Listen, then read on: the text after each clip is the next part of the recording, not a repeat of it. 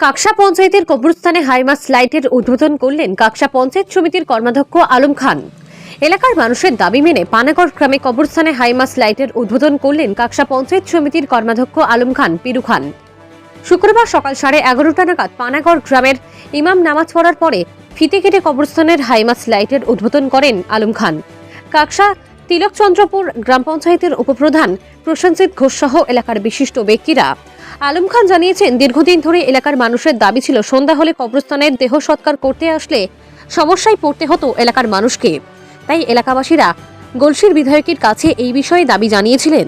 এলাকাবাসীর দাবি মেনে গলসির বিধায়ক নেপাল ঘুরুয়ের আর্থিক তহবিল থেকে এলাকার মানুষের সুবিধার্থে একটি হাইমাস লাইটের ব্যবস্থা করেন, তারই উদ্বোধন করা হয়। এলাকাবাসীর দাবি পূরণ হওয়ায় খুশি এলাকার মানুষজন। বর্ধমানের কাকসা থেকে জয়ন্ত মণ্ডলের রিপোর্ট, নিউজ টাইম 24x7।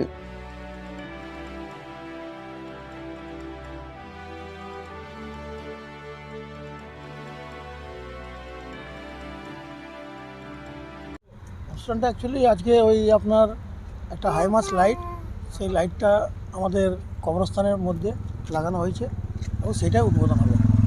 কি অসুবিধা হতো আগে লাইটের?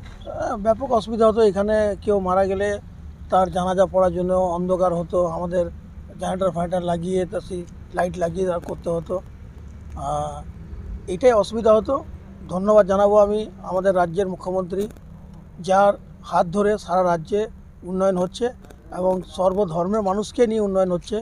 তাতে হিন্দু, মুসলিম, শিখ, ইসাই সব জায়গায় এই ধরনের কাজ হচ্ছে। হাইমাস লাইট দেখুন আপনার শ্মশানেও লাগানো আছে, এখন আপনি আজকে দেখতে পাবেন কবরস্থানেও লাগানো আছে। এইটাই তো চাই, এইটাই ভারতবর্ষের ঐতিহ্য আর এবং ভারতবর্ষের এইটাই তো কালচার, যে সর্বধর্ম মানুষকে নিয়ে একটা উন্নয়নের ধারাকে অব্যাহত রাখা। সেইটা আমাদের মুখ্যমন্ত্রীর হাত ধরে আমাদের রাজ্যে হচ্ছে। এটা খরচ কত পড়ছে? এটা খরচ মনে হয় প্রায় আপনার 4 লক্ষ টাকার মতো খরচ হয়েছে। এটা আপনার আমাদের এমএলএ তহবিল থেকে পাওয়া গিয়েছে। আমি ধন্যবাদ জানাবো আরেকবার আমাদের রাজ্যের মুখ্যমন্ত্রী মমতা বন্দ্যোপাধ্যায়কে, তার হাত ধরে আমরা এই ধরনের উন্নয়নের কাজ করতে পারছি এবং আগামী দিনেও আরও উন্নয়ন হবে এই আশা রাখি। এলাকার লোক কতটা খুশি? ব্যাপক খুশি। আপনি দেখলেন আমাদের ইমাম সাহেব এসেছিলেন, উনি এসে এখানে ফাতিয়া টাতিয়া পড়লেন, পরে আমাদের এই উদ্বোধন হলো। কে কে উপস্থিত ছিল?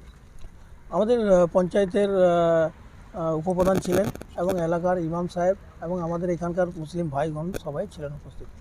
আপনার নাম? আমি পিরু খান, কাকসা ব্লকের জেনারেল সেক্রেটারি এবং বনভূমির কর্মাধ্যক্ষ।